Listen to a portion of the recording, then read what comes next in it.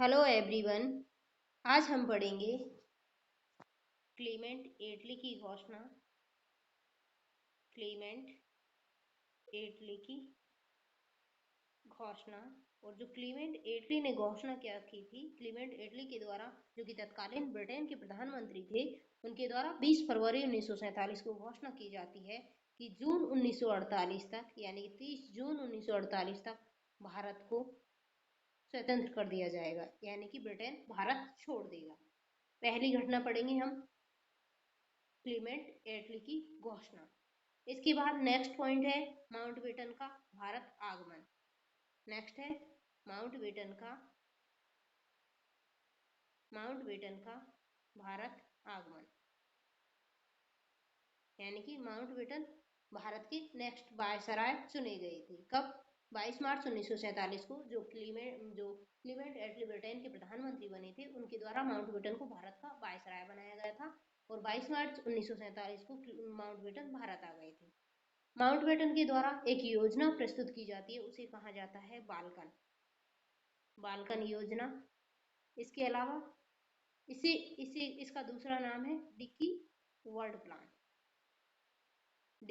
Plan या Balkan योजना। और इसके अलावा इसे कहा जाता है इसमें योजना भी कहा जाता है, क्योंकि इसमें जो माउंटबेटन के थे निजी सचिव थे, यानी कि इनके सहायक थे, जिन्होंने इस योजना को बनाने में महत्वपूर्ण भूमिका निभाई थी। इस कारण इसे इसमें योजना भी कहा जाता है।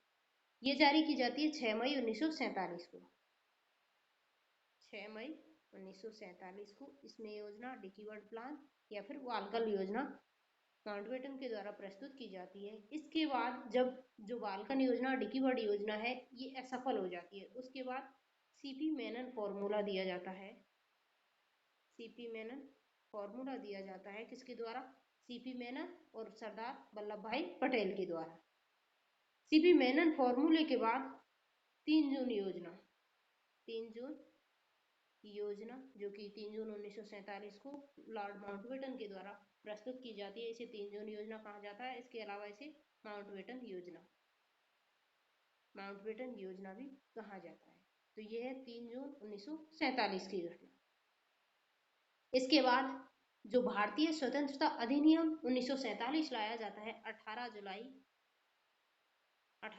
1947 को ब्रिटेन के सम्राट द्वारा भारतीय स्वतंत्रता अधिनियम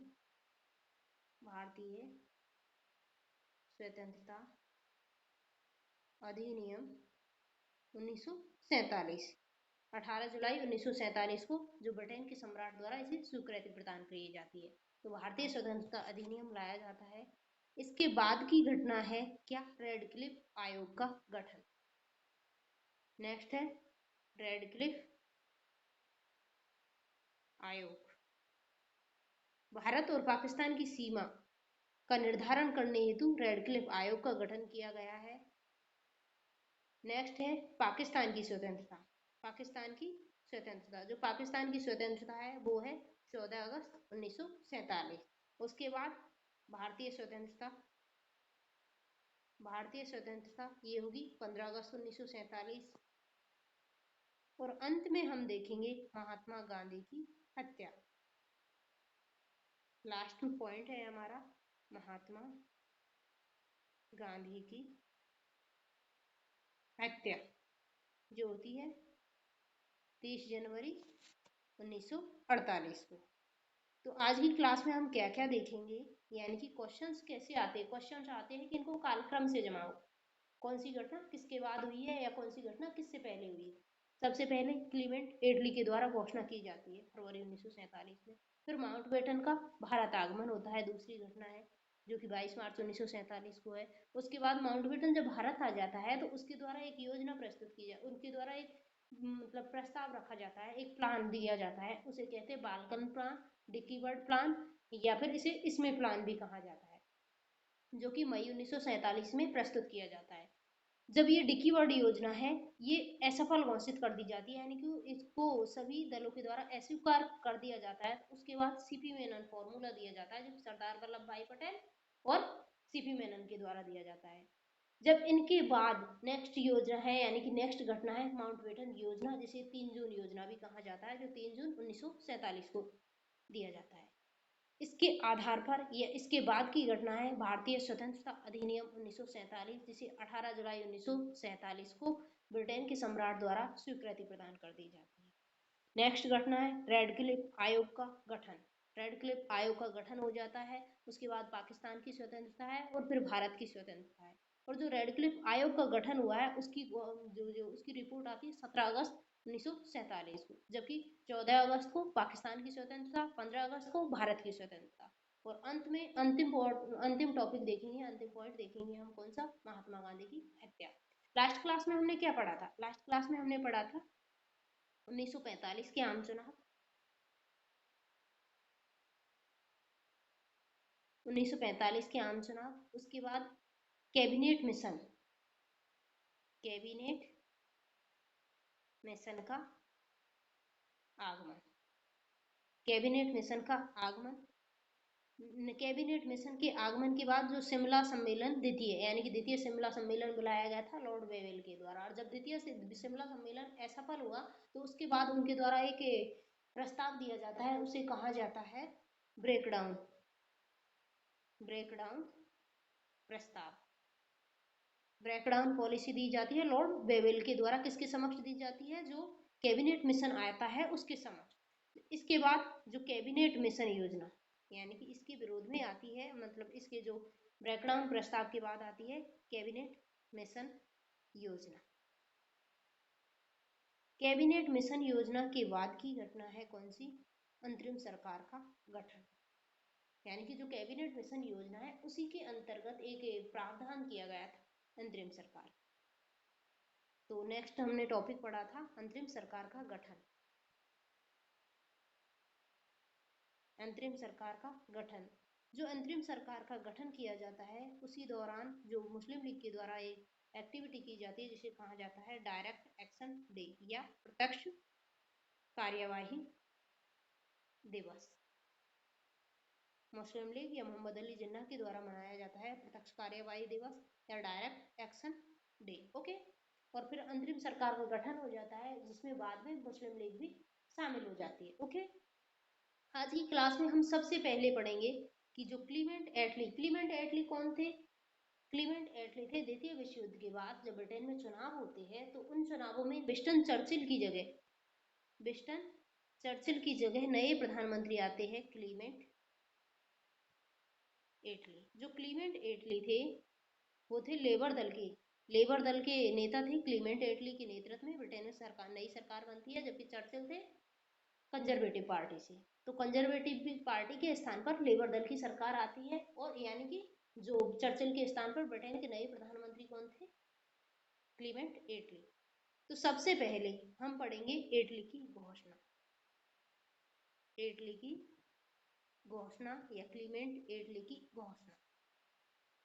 जो क्लीमेंट एटली की घोषणा में हम सबसे पहले इसकी पृष्ठभूमि और उसके बाद हम देखेंगे इसकी जो इसके प्रावधान क्या थे, एटली की घोषणा के प्रावधान क्या थे, और अंत में हम देखेंगे इसकी प्रतिक्रियाएं क्या हुई, प्रतिक्रियाएं। तो जो एटली की घोषणा होती है, क्लीमेंट एटली के द्वारा जो घोषणा है वो क्यों की जाती है? सबसे पहले हम इसकी पृष्ठभूमि देखते हैं। तो पृष्ठभूमि में क्या था? जो कांग्रेस और लीग के मध्य जो लगातार बढ़ते विवादों को शांत करने के लिए तथा संविधान सभा में लीग को शामिल करने के उद्देश्य एटली के द्वारा लंदन में 3 से 6 दिसंबर 1946 को एक सम्मेलन बुलाया गया, जिसमें नेहरू, जिन्ना और बलदेव सिंह ने भाग लिया। जिन्ना की हठ धर्मिता के कारण यह प्रयास भी असफल रहा।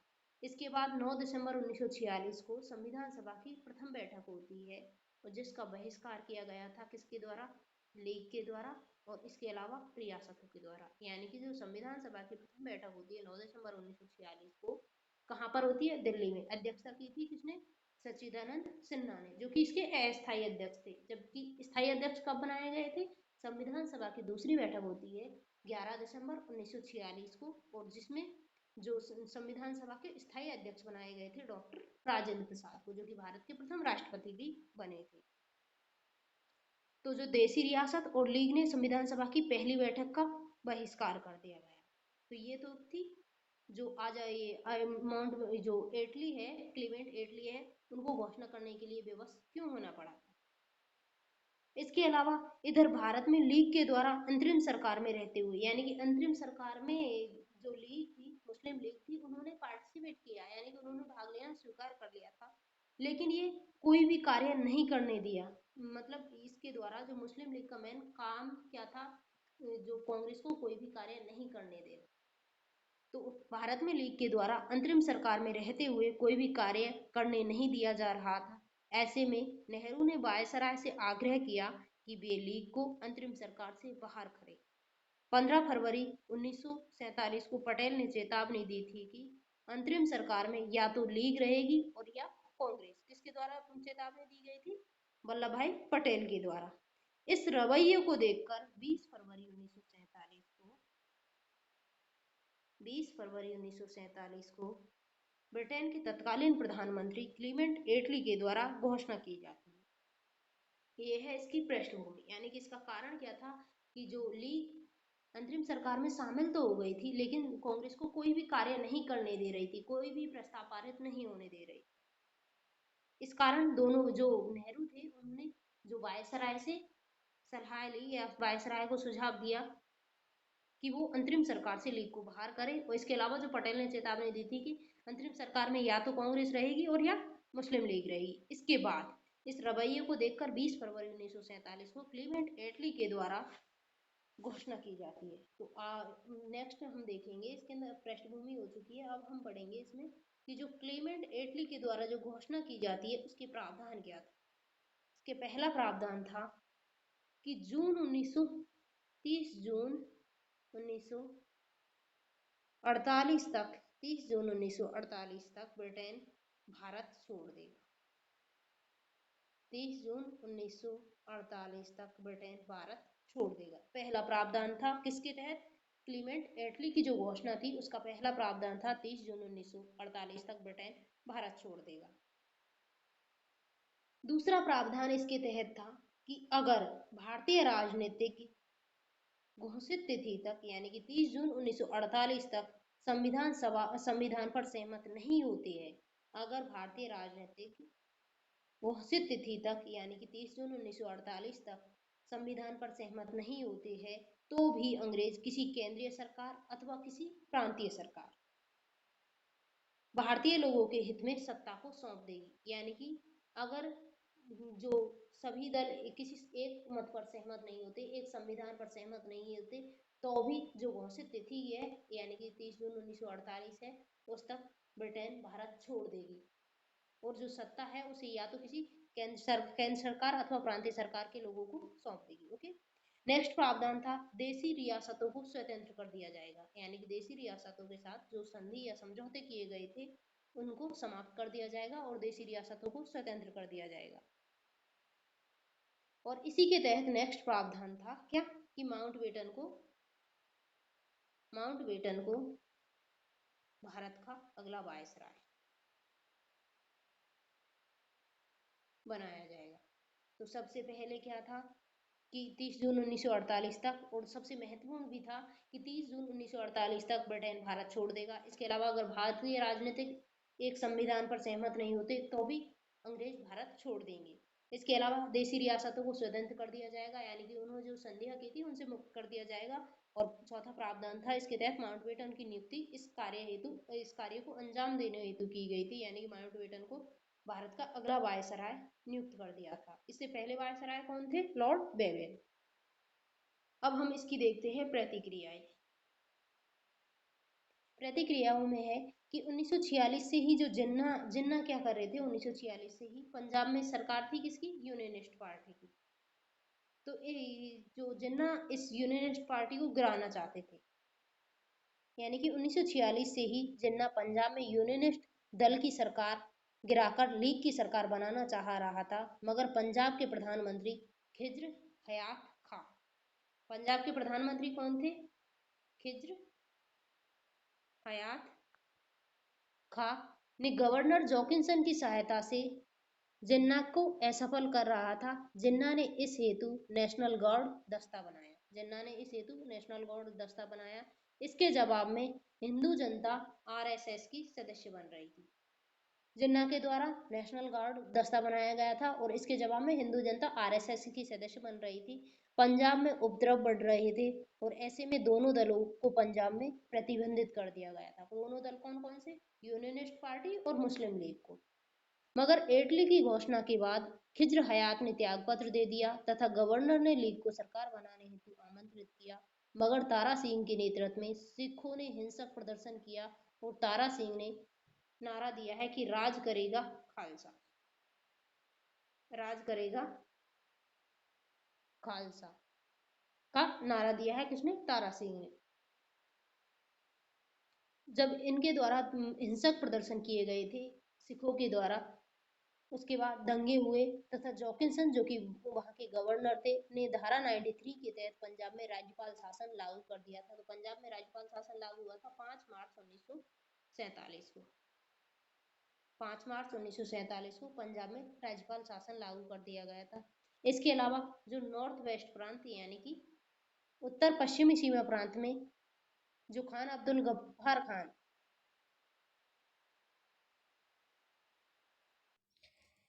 यानी कि जो उत्तर पश्चिमी सीमा प्रांत के जो खान साहब थे, उन्होंने बिहार के संदर्भ में कहा था कि इस्लाम खतरे में है। इस्लाम खतरे में है। तो इस्लाम खतरे में है इसका नारा दिया है। इसके बाद क्या होता है? बिहार में दंगे प्रारंभ हो जाते हैं। दंगे प्रारंभ हो गए। इस पर नेहरू जी ने कहा था कि मैंने मनुष्यों से ऐसे व्यवहार की बातें सुनी है जिससे कि पशु भी लज्जित हो जाए। मैंने मनुष्य ऐसे व्यवहार की भी बातें सुनी है, यानी कि जो बिहार के अंदर जो दंगे हुए उनके बारे में नेहरू जी ने कहा था कि मैंने मनुष्यों से ऐसे व्यवहार की बातें सुनी है जिससे पशु भी लज्जित हो जाए। तो ये है क्या? क्लीमेंट एटली की घोषणा। क्लीमेंट एटली की घोषणा। घोषणा कब की जाती है? 20 फरवरी 1947 को। 20 फरवरी 1947 को घोषणा की जाती है कि 30 जून 1948 तक ब्रिटेन भारत छोड़ देगा। नेक्स्ट घटना है हमारी माउंटबेटन का आगमन। माउंटबेटन का भारत आगमन 22 मार्च 1947 को भारत के वायसराय के रूप में माउंटबेटन भारत आए और भारत आने के बाद उन्होंने भारतीय नेताओं से वार्ता का दौर आरंभ किया। 24 मार्च से 6 मई 1947 तक लगभग 133 नेताओं से वार्ता की। इन नेताओं के मतलब इन वार्ताओं के दौरान पटेल से वार्ता की, नेहरू से वार्ता की और इन्होंने जो पटेल और नेहरू को विभाजन के लिए राजी कर लिया। पटेल ने क्या कहा? पटेल जो सरदार वल्लभ भाई पटेल ने क्या कहा था कि अगर कांग्रेस पाकिस्तान विभाजन को स्वीकार नहीं करती है तो कई पाकिस्तान बन जाएंगे। यानी कि अगर कांग्रेस विभाजन को स्वीकार नहीं करेगी तो एक पाकिस्तान की जगह कई पाकिस्तान बन जाएंगे। इसके अलावा जो मौलाना आज़ाद है, गांधी जी के पास भी इन्होंने गांधी जी से भी वार्ता की थी, लेकिन गांधी जी ने क्या कहा था कि जो भारत का विभाजन है वो मेरी लाश पर ही होगा। क्या कहा था गांधी जी ने कि भारत का विभाजन मेरी लाश पर होगा। मार्च 1947 को गांधी जी भी माउंटबेटन के मध्य वार्ता हुई। इसमें गांधी जी ने एक प्रस्ताव माउंटबेटन के समक्ष रखा मगर यह अस्वीकृत कर दिया। तो 11 अप्रैल ने गांधी जी को पत्र लिखकर कहा कि अब मेरे से वार्ता नहीं करे क्योंकि मैं कार्यकारिणी से बाहर हूँ। इस प्रकार 6 मई तक सभी से वार्ता करने के बाद माउंटबेटन है, उन्होंने एक वैकल्पिक योजना बनाई जिसे कहा जाता है बाल्कन योजना। बाल्कन योजना जिसे डिक्की वर्ड प्लान भी कहा जाता है। Dickie bird plan. ओके, तो माउंटबेटन जो डिक्की वर्ड प्लान या बाल्कन योजना किसके द्वारा दी जाती है? माउंटबेटन के द्वारा। और इसके तहत इन्होंने कहा था कि विभिन्न प्रांतों को सत्ता हस्तांतरित की जाएगी। यानी कि भारत में जो प्रांत है उनको अलग अलग से सत्ता हस्तांतरित कर दी जाएगी। एक प्रावधान तो इसके तहत ये था। इसके अलावा पंजाब और बंगाल में जो विधानसभा है को अपने प्रांत के विभाजन का अधिकार होगा तथा विभाजित इकाइयों को भारत या पाकिस्तान में विलय का अधिकार होगा। यानी कि इनके द्वारा एक तो प्रावधान ये किया गया था कि विभिन्न प्रांतों को सत्ता हस्तांतरित कर दी जाएगी। इसके अलावा जो पंजाब और बंगाल में जहाँ दंगे हो रहे थे वहाँ की विधानसभाओं को यह अधिकार होगा कि वो विभाजन की रेखा बना सके, विभाजन की रूपरेखा बनाए। और इसके अलावा वो जो विभाजन के बाद ये भारत में या पाकिस्तान में शामिल हो सकते हैं और इसके अलावा वो स्वतंत्र भी रह सकते हैं, भारत पाकिस्तान या स्वतंत्र भी रह सकते हैं। ये है माउंटबेटन का जो बाल्कन योजना या डिक्की बर्ड योजना। इसे इसमें योजना भी कहा जाता है क्योंकि इसके निर्माण में निजी सचिव इसमें अदेल का भी योगदान था। निजी सचिव किसके थे? माउंटबेटन के। लेकिन यह योजना को सभी दलों ने अस्वीकृत कर दिया, इस कारण यह लागू नहीं हो पाई। पहली घटना देखी थी हमने कौन सी? क्लीमेंट एटली की घोषणा, क्लीमेंट एटली की घोषणा। उसके बाद माउंटबेटन का भारत आगमन। भारत आगमन के बाद इन्होंने जो योजना दी है वो है Dickie bird plan, Dickie bird plan या बाल्कन योजना। जिस प्रकार से बाल्कन देशों का विभाजन किया गया था उसी प्रकार से ये भारत का विभाजन करना चाहते थे। कौन? माउंटबेटन के द्वारा इस योजना के तहत। ओके, इसके बाद जब ये डिक्की बर्ड प्लान या फिर जो इसमें योजना है या बाल्कन योजना है इसे यह असफल हो जाती है या इसे लागू नहीं किया जाता है, उसके बाद सीपी मेनन के द्वारा एक फॉर्मूला दिया जाता है, सीपी मेनन फॉर्मूला, जिसे कहा जाता है CP Menon formula. CP Menon formula plan Balkan के असफल होने के बाद वल्लभ भाई पटेल और सीपी मेनन के द्वारा एक फॉर्मूला देकर बेटन को सुझाव दिया गया था, माउंटबेटन को सुझाव दिया गया था कि भारत व पाकिस्तान दोनों डोमिनियन के रूप में विभाजित कर दे, यानी कि भारत का विभाजन करके भारत और पाकिस्तान दोनों को डोमिनियन के रूप में विभाजित कर दे और दोनों को सत्ता हस्तांतरित कर दे, यानी कि भारत और पाकिस्तान को विभाजन करने के बाद उनको सत्ता हस्तांतरित कर दे। ये प्रस्ताव रखा था सीपी मेनन और पटेल के द्वारा। इस फॉर्मूले पर विचार करने हेतु माउंटबेटन व सीपी मेनन 18 मई 1947 को लंदन गए। इसके बाद जो लंदन में इटली के साथ वार्ता करके यह तय किया गया कि 30 जून 1948 के स्थान पर 15 अगस्त 1947, 30 जून 1948 के स्थान पर 15 अगस्त 1947 को भारत में सत्ता हस्तांतरित की जाएगी। तो यानी कि जो सत्ता हस्तांतरण की डेट चेंज कर दी थी। पहले मतलब जो इटली की घोषणा थी उसके तहत यह प्रावधान किया गया था कि ब्रिटेन भारत को छोड़ देगा 30 जून 1948 तक, लेकिन 30 जून 1948 की बजाय 15 अगस्त 1947 को सत्ता हस्तांतरण करने की डेट तय कर दी। और इसका कारण क्या बताया गया था? इसका कारण यह बताया गया था क्योंकि 15 अगस्त 1945 को जापान के द्वारा द्वितीय विश्व युद्ध के बाद जापान के द्वारा आत्मसमर्पण किया जाता है मित्र राष्ट्रों के, यानी कि जापान के द्वारा मित्र राष्ट्रों को आत्मसमर्पण किया जाता है द्वितीय विश्व युद्ध के बाद का 15 अगस्त 1945 को। इस कारण से 15 अगस्त को जो भारत की स्वतंत्रता या ब्रिटेन को भारत छोड़ने की डेट तय की थी। ओके, तत्पश्चात 31 मई को माउंटबेटन पुनः भारत आया और 2 जून को कांग्रेस, मुस्लिम लीग तथा सिखों के 7 नेताओं से वार्ता की। 7 नेताओं में कौन कौन थे? जवाहरलाल नेहरू, कृपलानी, वल्लभ भाई पटेल, मोहम्मद अली जिन्ना, लियाकत अली, अब्दुल नस्तर और बलदेव सिंह से मिलकर अपनी आगामी योजना को समझाया। इस योजना को तीनों पक्षों ने स्वीकार कर लिया। यानी कि ब्रिटेन से आने के बाद, यानी कि जो डेट में परिवर्तन किया गया है, कब 30 जून की जगह पर अब कौन सा तय कर दी थी नई डेट भारत छोड़ने की? 15 अगस्त 1947। उसके बाद उन्होंने एक योजना बनाई है, किसने? माउंटबेटन ने, और योजना को भारतीय नेताओं को समझा दिया। भारतीय नेताओं ने इसे स्वीकार कर लिया। कौन सी? अब नेक्स्ट योजना होगी, यानी कि नेक्स्ट बिंदु होगा हमारा माउंटबेटन योजना। माउंटबेटन योजना अथवा इसे कहा जाता है 3 जून योजना, क्योंकि ये 3 जून 1947 को यह योजना प्रस्तुत की गई थी। इस कारण से इसे 3 जून योजना या माउंटबेटन योजना भी कहा जाता है। तो नेक्स्ट टॉपिक होगा हमारा माउंटबेटन योजना। तो अब तक हमने क्या क्या देखा है? क्लीमेंट एटली की घोषणा 20 फरवरी 1947 तक, 20 फरवरी 1947 को। उसके बाद जो माउंटबेटन का भारत आगमन के बाद उनके द्वारा डिकीवर्ड प्लान या फिर प्लान बाल्कन दिया जाता है। जो प्लान बाल्कन के बाद Menon formula, CP Menon formula दिया जाता है, जो कि पटेल और मेनन के द्वारा दिया जाता है। अंत में इसकी डेट परिवर्तन किया गया है 30 जून की बजाय 15 अगस्त 1947 को। अब नेक्स्ट है हमारा माउंटबेटन योजना। माउंटबेटन योजना, माउंटबेटन योजना दी जाती है 3 जून 1947। 3 जून 1947 को दिए जाने के कारण इसे 3 जून योजना भी कहा जाता है। तो जो माउंटबेटन योजना है 3 जून 1947 को प्रस्तुत की जाती है और जिसे लीग और कांग्रेस दोनों ने इसे स्वीकृति दे दी थी। तो अब हम इनके देखते हैं माउंटबेटन योजना के प्रावधान। माउंटबेटन योजना के तहत क्या क्या प्रावधान किए गए थे। माउंटबेटन योजना के तहत पहला प्रावधान था कि संविधान सभा के द्वारा जो पारित संविधान है उन्हें भारत के उन भागों में लागू नहीं किया जाएगा जो इसे मानने के लिए तैयार नहीं होंगे।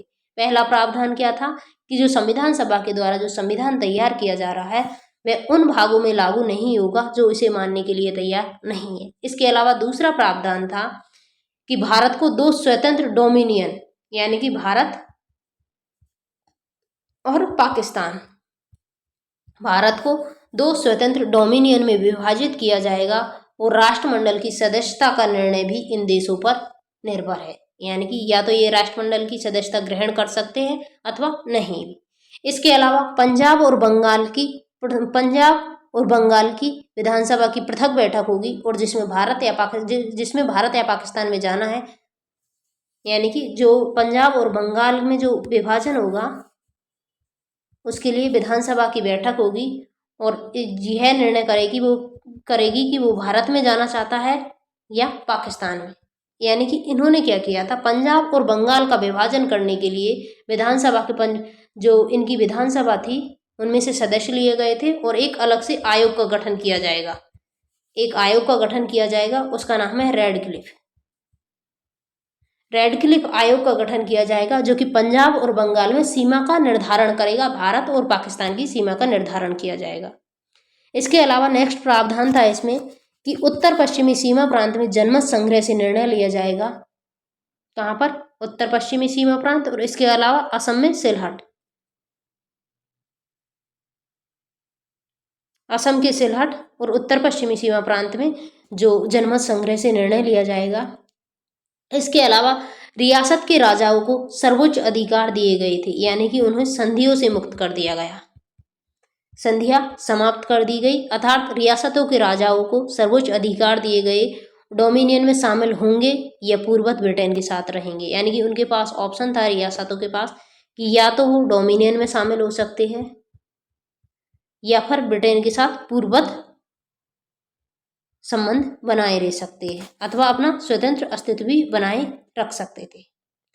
तो माउंटबेटन योजना के तहत प्रावधान कौन कौन से थे? प्रावधान थे कि संविधान सभा के द्वारा पारित संविधान भारत के उन भागों में लागू नहीं होगा जो उसे मानने के लिए तैयार नहीं है। दूसरा प्रावधान था कि भारत को 2 स्वतंत्र डोमिनियन यानी कि भारत और पाकिस्तान में विभाजित किया जाएगा और राष्ट्रमंडल की सदस्यता का निर्णय इन देशों पर निर्भर है। इसके अलावा पंजाब और बंगाल में जो विभाजन होगा, यानी कि जो भारत और पाकिस्तान की जो सीमा का निर्धारण होगा, यानी कि पूर्वी पाकिस्तान और पश्चिमी पाकिस्तान, जो सीमा का जो निर्धारण होगा उसके लिए एक सीमा आयोग का गठन किया जाएगा। इसके अलावा उत्तर पश्चिमी सीमा प्रांत और सिलहट, असम के सिलहट में जनमत संग्रह के द्वारा निर्णय होगा। इसके अलावा रियासत के राजाओं को सर्वोच्च अधिकार दिए गए कि वो डोमिनियन में शामिल होना चाहते हैं अथवा पूर्ववत ब्रिटेन के साथ बने रहेंगे। जो 3 जून योजना के पारित होने के बाद all India Congress working committee की बैठक होती है दिल्ली में। इसकी अध्यक्षता में J.V.. Kripalani. All India working committee की बैठक होती है 14-15 जून 1947 को दिल्ली में जे.वी. कृपलानी की अध्यक्षता में बैठक आयोजित हुई, जिसका मुख्य उद्देश्य था 3 जून योजना को कांग्रेस के मंच से पारित करना। इस बैठक में गोविंद बल्लभ पंत के द्वारा, किसके द्वारा? गोविंद बल्लभ पंत के द्वारा माउंटबेटन योजना की स्वीकृति के प्रस्ताव पर यह कहते हुए रखा कि यह भारत की स्वतंत्रता यह भारत की स्वतंत्रता का एकमात्र रास्ता है। जो 3 जून योजना का प्रस्ताव all India Congress working committee के समक्ष किसने रखा है? जीबी पंत यानी कि गोविंद वल्लभ पंत के द्वारा रखा गया है और यह कहते हुए रखा है कि भारत की स्वतंत्रता का एकमात्र रास्ता है। इस प्रस्ताव पर मतदान हुआ जिसमें 218 सदस्यों ने भाग लिया। इसमें से 157 मत पक्ष में पड़े। टोटल सदस्य थे 218, इसमें से 157 पक्ष में पड़े हैं, जबकि विपक्ष में 29 पड़े थे। विपक्ष में 29 पड़े थे, जबकि 32 तटस्थ यानी कि इन्होंने एब्सटेन कर दिया। और इस प्रकार बहुमत से यह प्रस्ताव पारित हो गया। कौन सा प्रस्ताव? माउंटबेटन योजना। इसके पारित होने पर विभिन्न नेताओं ने भिन्न भिन्न प्रतिक्रियाएं दी थी। ये क्वेश्चंस आते हैं, जैसे कि मौलाना आजाद ने क्या कहा था कि कांग्रेस का फैसला गलत है, मगर इसके अलावा कांग्रेस के पास कोई विकल्प नहीं था। विभाजन हमारी सियासी हार है और हमें इसे स्वीकार करना चाहिए। मौलाना आजाद का कथन क्या था कि कांग्रेस का जो निर्णय है, कांग्रेस का जो फैसला है वो गलत है, मगर इसके अलावा कांग्रेस के पास कोई विकल्प नहीं है। विभाजन हमारी सियासी हार है और हमें इसे स्वीकार करना चाहिए। गांधी जी ने क्या कहा था? यह आध्यात्मिक दुर्घटना है, यह आध्यात्मिक दुर्घटना है लेकिन आवश्यक थी। ओके, यह आध्यात्मिक दुर्घटना है केवल लेकिन आवश्यक थी। किसने कहा है? गांधी जी ने। जबकि किचलू ने क्या कहा था?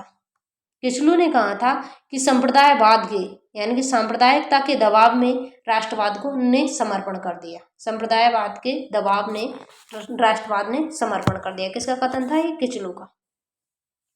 कांग्रेस के द्वारा सहमति दिए जाने के बाद 4 जुलाई 1947 को यह योजना यानी कि जो माउंटबेटन योजना थी वो भारतीय स्वतंत्रता विधेयक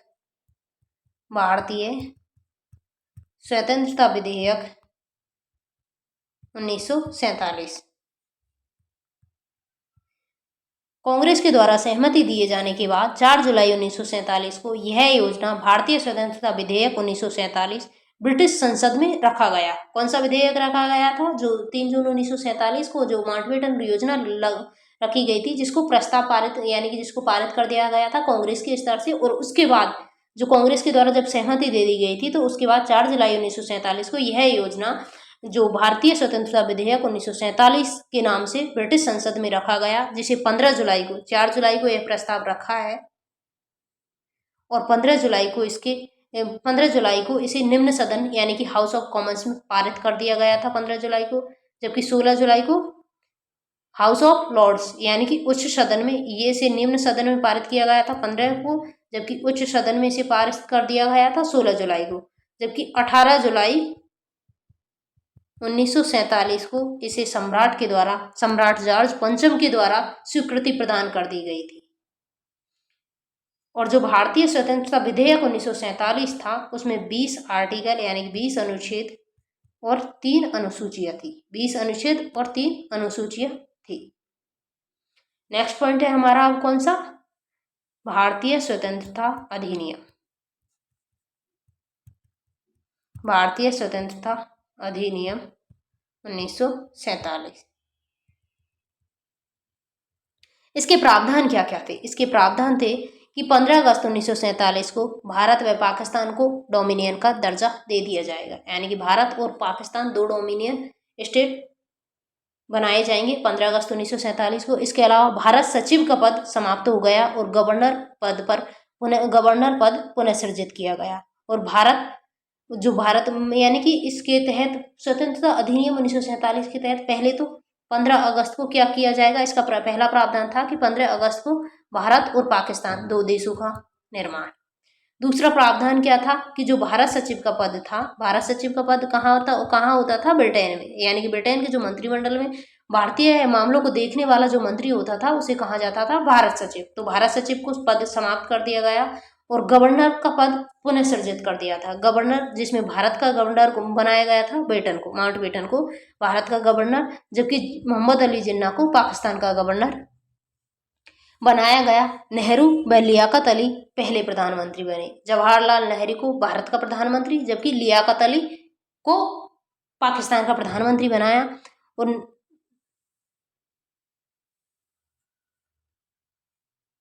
नेक्स्ट प्रावधान था इसके तहत कि जो दोनों देश है, भारत और पाकिस्तान है, उन दोनों देशों की अलग अलग संविधान सभा होगी, अलग अलग संविधान सभा होगी।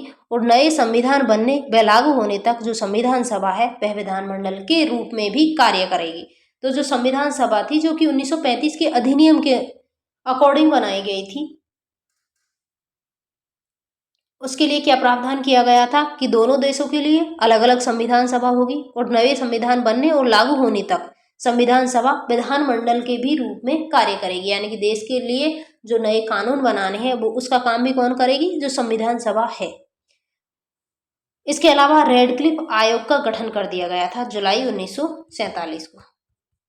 जुलाई 1947 को रेडक्लिफ आयोग का गठन कर दिया, यानी कि रेडक्लिफ आयोग के गठन का प्रावधान किया गया था, जो कि जुलाई 1947 में रेडक्लिफ आयोग का गठन कर दिया गया था। रियासतों को भारत या पाकिस्तान में मिलने की छूट थी, यानी कि रियासतों को ब्रिटेन से स्वतंत्रता प्राप्त हो चुकी थी, या ब्रिटेन के साथ जो संधि की गई थी वो संधियां समाप्त हो चुकी थी। रियासत या तो भारत में शामिल हो जाएगी या पाकिस्तान में। इसके अलावा कॉमनवेल्थ से अलग होने का अधिकार भी दोनों देशों को दिया गया था। भारत पाकिस्तान को कॉमनवेल्थ में शामिल भी हो सकते हैं और नहीं भी हो सकते। इसके अलावा पूर्वी बंगाल, पश्चिमी पंजाब, सिंध, बलूचिस्तान, उत्तर पश्चिमी सीमा प्रांत व सिलहट को पाकिस्तान में शामिल किया जाना था। इसके अलावा भारत सचिव का पद समाप्त हो चुका था। तो भारतीय स्वतंत्रता अधिनियम 1947 के तहत क्या क्या प्रावधान थे? 15 अगस्त को भारत और पाकिस्तान दो स्वतंत्र देश या डोमिनियन बना दिए जाएंगे। इसके अलावा भारत सचिव का पद समाप्त कर दिया जाएगा और गवर्नर पद का पुनर्सृजन किया गया था। भारत के गवर्नर माउंटबेटन होंगे, पाकिस्तान के मोहम्मद अली जिन्ना। नेहरू, जो जवाहरलाल नेहरू को भारत का प्रधानमंत्री, जबकि लियाकत अली पाकिस्तान का प्रधानमंत्री बनाया जाएगा। इसके अलावा दोनों देशों की अलग अलग संविधान सभा होगी और जो जब तक नया संविधान बनेगा और लागू होगा तब तक संविधान सभा ही विधायिका के रूप में कार्य करेगी। इसके अलावा रेडक्लिफ आयोग के गठन का प्रावधान रखा गया था। रियासतों को भारत या पाकिस्तान में मिलने की छूट दे दी गई थी, यानी कि ब्रिटिश पैरामाउंसी से समाप्त हो चुकी थी। इसके अलावा कॉमनवेल्थ से दोनों देशों को अलग होने का अधिकार है और पूर्वी बंगाल, पश्चिमी पंजाब, सिंध, बलूचिस्तान, उत्तर पश्चिमी सीमा प्रांत व सिलहट को पाकिस्तान में शामिल किया जाना था। और इसके अलावा भारत सचिव का पद समाप्त कर दिया गया। तो अब तक हमने क्या क्या देखा है? अब तक हम पढ़ चुके हैं, जो सबसे पहले हमने देखा था क्लीमेंट एटली की घोषणा, जिसके तहत 30 जून 1948 तक ब्रिटेन भारत को छोड़ देगा। दूसरा था माउंटबेटन का भारत आगमन, माउंटबेटन का भारत आगमन। और भारत आगमन के बाद उन्होंने दिया है डिक्की वर्ड प्लान या बाल्कन प्लान। नेक्स्ट घटना है कौन सी? डिक्की वर्ड प्लान या बाल्कन प्लान, जिसे इसमें योजना भी कहा जाता है। इसके बाद CP Menon formula, CP Menon formula के बाद हमने देखा था कि जो इटली की घोषणा थी, जिसके तहत 30 जून 1948 तक ब्रिटेन भारत छोड़ देगा, उसकी डेट चेंज कर दी। उसकी डेट चेंज करके कर दी थी 15 अगस्त 1947। 15 अगस्त 1947 क्यों की थी? क्योंकि द्वितीय विश्व युद्ध में जापान के द्वारा मित्र राष्ट्रों के समक्ष आत्मसमर्पण किया गया था 15 अगस्त 1945 को। इस कारण भारत की स्वतंत्रता की डेट, यानी कि भारत को स्वतंत्र करने की डेट तय कर दी थी कब? 15 अगस्त 1947। नेक्स्ट हमने देखा था माउंटबेटन योजना, माउंटबेटन योजना जिसे कहा जाता है 3 जून योजना, क्योंकि ये 3 जून 1947 को माउंटबेटन योजना लाई गई थी। इसके बाद माउंटबेटन योजना को जब ब्रिटिश संसद के द्वारा पारित कर दिया जाता है, ये पहले कांग्रेस के द्वारा अपने स्तर पर पारित किया जाता है, all India Congress working committee के द्वारा जून 1947 को। और जब इस कांग्रेस के द्वारा इसे पारित कर दिया जाता है, कांग्रेस के द्वारा जब सहमति दे दी जाती है, तो उसके बाद 4 जुलाई 1947 को इसे ब्रिटिश संसद में रखा जाता है, भारतीय स्वतंत्रता विधेयक 1947 के रूप में। 15 जुलाई को निम्न सदन में और 16 जुलाई को उच्च सदन में इसे पारित कर दिया जाता है और 18 जुलाई को ब्रिटेन के सम्राट जॉर्ज पंचम के द्वारा स्वीकृति प्रदान कर दी जाती है और जो विधेयक पारित होकर अधिनियम बन गया। अधिनियम कौन सा बना है? भारतीय स्वतंत्रता अधिनियम 1947। अब हम नेक्स्ट देखेंगे, यानी कि नेक्स्ट पॉइंट पढ़ेंगे रेडक्लिफ आयोग। रेडक्लिफ आयोग। रेडक्लिफ आयोग का गठन किया गया है जुलाई 1947 में। जुलाई 1947 में सर सिरिल रेडक्लिफ की अध्यक्षता में एक रेडक्लिफ आयोग का गठन किया गया था। और रेडक्लिफ आयोग का काम क्या था? रेडक्लिफ आयोग का कार्य था कि जो पाकिस्तान है, तो जो सर सिरिल रेडक्लिफ थे जिनकी अध्यक्षता में इस आयोग का गठन किया गया था, उनके द्वारा उनका कार्य क्या था? उनका कार्य था जो पूर्वी पाकिस्तान और इधर था पश्चिमी पाकिस्तान। तो जो पूर्वी पाकिस्तान और पश्चिमी पाकिस्तान था उनकी सीमा का निर्धारण, यानी कि इस सीमा का निर्धारण और इसके अलावा जो एट प्रेजेंट बांग्लादेश है वो वाली सीमा का निर्धारण करने के लिए गठन किया गया था रेडक्लिफ आयोग का गठन। रेडक्लिफ आयोग का गठन किया गया है जुलाई 1947 में।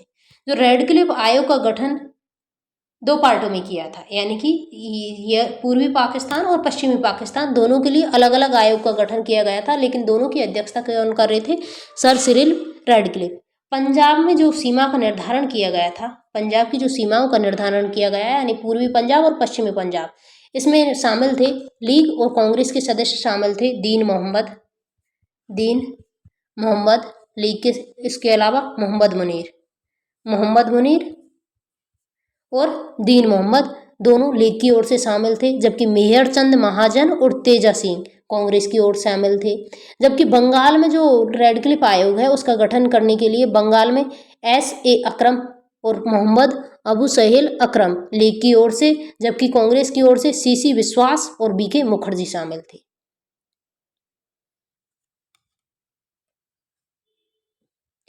जो रेडक्लिफ आयोग था उसके 2 उपायोग बनाए गए, यानी कि जो रेडक्लिफ आयोग था, रेडक्लिफ आयोग गठन हुआ है जुलाई 1947 में। रेडक्लिफ आयोग के 2 उपायोग थे, 1 और 2। एक को पंजाब की सीमा का निर्धारण करना था और एक को बंगाल की सीमा का निर्धारण करना था। जो पंजाब की सीमा का निर्धारण करना था उसमें सदस्य थे 5 मतलब एक तो सर सिरिल रेडक्लिफ थे, उनके अलावा दीन मोहम्मद और मोहम्मद मुनीर लीग की तरफ से थे, जबकि मेहर चंद महाजन और तेजा सिंह थे कांग्रेस की ओर से। जबकि बंगाल में जो रेडक्लिफ आयोग का गठन किया गया है बंगाल की सीमा के निर्धारण के लिए, उसमें एस ए अकरम और मोहम्मद अबू सहेल अकरम लीग की ओर से थे, जबकि C.C. विश्वास और B.K. मुखर्जी थे कांग्रेस की ओर से। इनको 5-6 सप्ताह में यह रिपोर्ट देनी थी, यानी कि कांग्रेस जी इनके द्वारा सीमा का निर्धारण 5-6 दिनों में करना, 5-6 सप्ताह में करना था।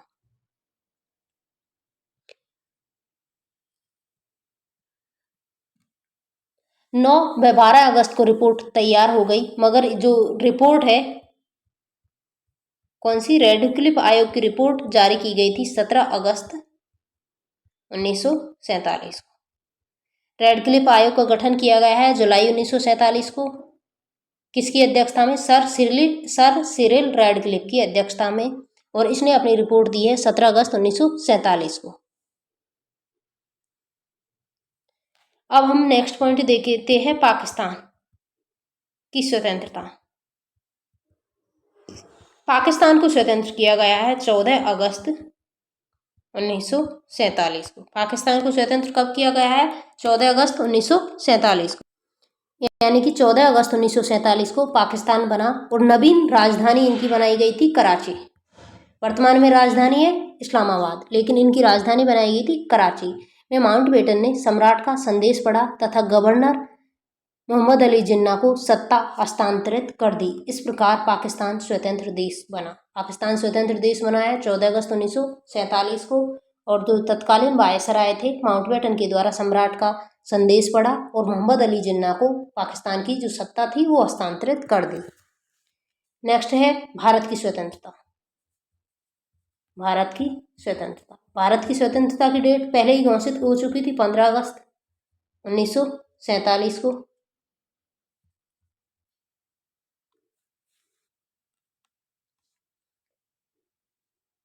जो भारत की स्वतंत्रता है उसके लिए 14 अगस्त 1947 को कांग्रेस कार्य समिति की बैठक हुई, और उसके तहत जो भारतीय स्वतंत्रता अधिनियम 1947 था उसे सहर्ष स्वीकार कर लिया गया तथा रात 12 बजे 15 अगस्त होते ही, कब? 15 अगस्त 1947, यानी कि 14 और 15 अगस्त की मध्य रात्रि को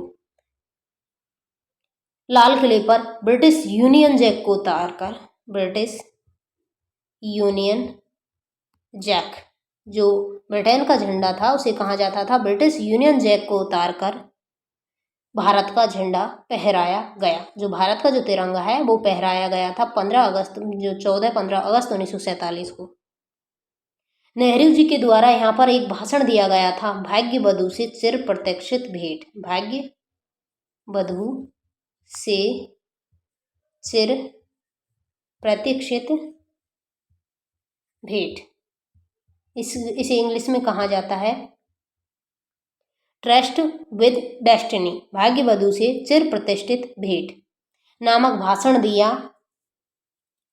और इसमें उन्होंने कहा है, जवाहरलाल नेहरू के द्वारा इसमें कहा गया है कि जब अर्धरात्रि को दुनिया सो रही है उस समय भारत का नागरिक जागकर स्वतंत्रता प्राप्त कर रहा है। ये भाषण दिया है जवाहरलाल नेहरू के द्वारा, ट्रस्ट विद डेस्टिनी या भाग्य बधू से चिर प्रतिष्ठित भेंट।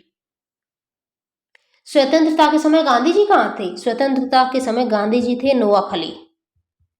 नोआखली कहाँ पर है? बंगाल में, कोलकाता बंगाल में। स्वतंत्रता के समय गांधी जी कहाँ थे? नोआखली। यहाँ पर जो सांप्रदायिक दंगे हो रहे थे उनको शांत करने के लिए गांधी जी नोआखली चले गए थे। कब? 16 अगस्त 1946 को, जो कि डायरेक्ट एक्शन डे यानी कि जो प्रत्यक्ष कार्यवाही दिवस मनाया गया था। उसके बाद जो सांप्रदायिक दंगे हुए थे उनको शांत करने के लिए गांधी जी कहाँ चले गए थे? नोआखली। इस संदर्भ में जो माउंटबेटन ने एक कथन भी कहा गया है, यानी गांधी जी के बारे में वन माउंट्री फोर्स भी कहा गया है गांधी जी को।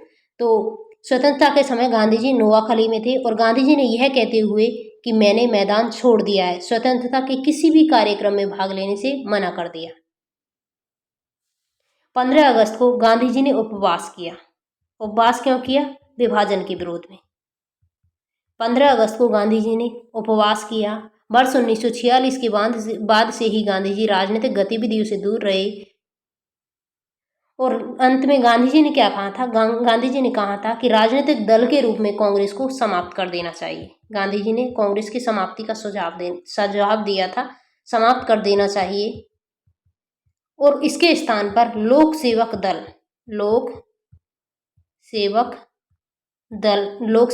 या लोक सेवक संघ की स्थापना की जानी चाहिए। तो स्वतंत्रता के समय गांधी जी कहाँ थे? नोआखली में। स्वतंत्रता के समय ब्रिटेन के प्रधानमंत्री कौन थे? क्लेमेंट एटली। स्वतंत्रता के समय कांग्रेस की अध्यक्ष कौन थे? जेबी कृपलानी। ओके। भारत को स्वतंत्रता मिली है 15 अगस्त 1947। कारण क्या था? द्वितीय विश्व युद्ध के दौरान जो जापान के द्वारा जो मित्र राष्ट्रों के समक्ष आत्मसमर्पण करना। अंत में जो लास्ट टॉपिक है वो हम देखेंगे गांधी जी की हत्या। गांधी जी की हत्या किसके द्वारा की जाती है? नाथूराम गॉडसे के द्वारा।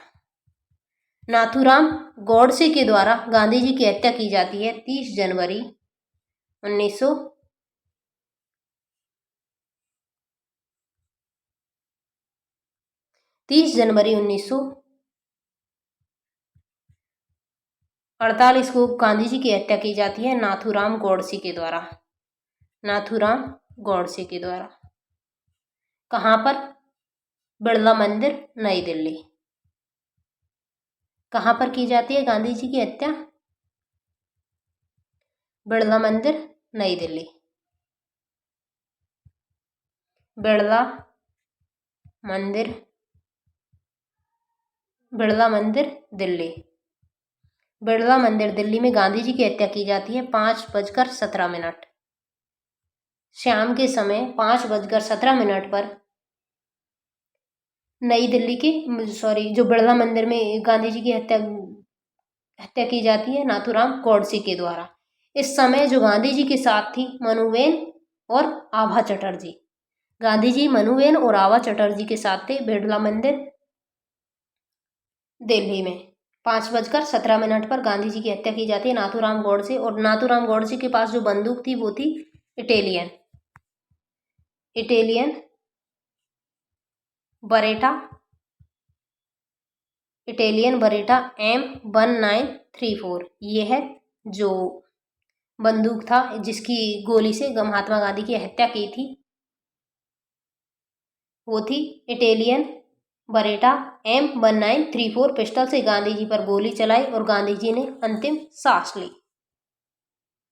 गांधी जी ने मृत्यु के समय शब्द कहा था हे राम, जो कि यानी कि गांधी जी के अंतिम शब्द थे हे राम, जो कि गांधी जी की जो समाधि बनाई गई है राजघाट, उस पर भी वर्तमान में अंकित है। गांधी जी की समाधि क्या है? राजघाट।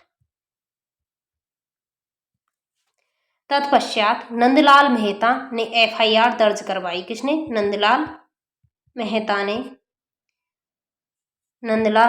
ने FIR दर्ज करवाई और जिसमें 8 अभियुक्त गिरफ्तार किए गए, जिनमें 5 को आजीवन कारावास दिया गया और इसके अलावा जो BD सावरकर थे वो साक्ष्यों के अभाव में रिहा कर दिए गए। नारायण आप्टे और नाथूराम गोडसे को 15 नवंबर 1949, नारायण आप्टे और कौन? नाथूराम गोडसे को 15 नवंबर 1949 को फांसी दे दी गई। हत्या के बाद हिंसा मतलब दंगे भड़क गए और इसकी जांच हेतु, यानी महात्मा गांधी की जो हत्या हुई है उसकी जांच हेतु कपूर आयोग बैठाया गया और इसके अलावा जीवनलाल मेहता आयोग बैठाए गए। तो आज हमने क्या क्या पढ़ा है? आज हमने पढ़ा है, सबसे पहले हमने देखा था क्लीमेंट एटली की घोषणा 20 फरवरी 1947 को, क्लीमेंट एटली की घोषणा। उसके बाद हमने देखा था माउंटबेटन का भारत आगमन के बाद प्लान बाल्कन या डिकी बर्ड योजना, इसके बाद CP मेनन फॉर्मूला, उसके बाद देखी नेक्स्ट घटना थी माउंटबेटन योजना या 3 जून योजना, उसके बाद भारतीय स्वतंत्रता अधिनियम 1947। नेक्स्ट पॉइंट पढ़ा था हमने रेडक्लिफ आयोग और रेडक्लिफ रिपोर्ट, और अंत में उसके बाद हमने देखा था पाकिस्तान की स्वतंत्रता और फिर भारत की स्वतंत्रता। लास्ट पॉइंट था हमारा महात्मा गांधी की हत्या। Thank you for watching.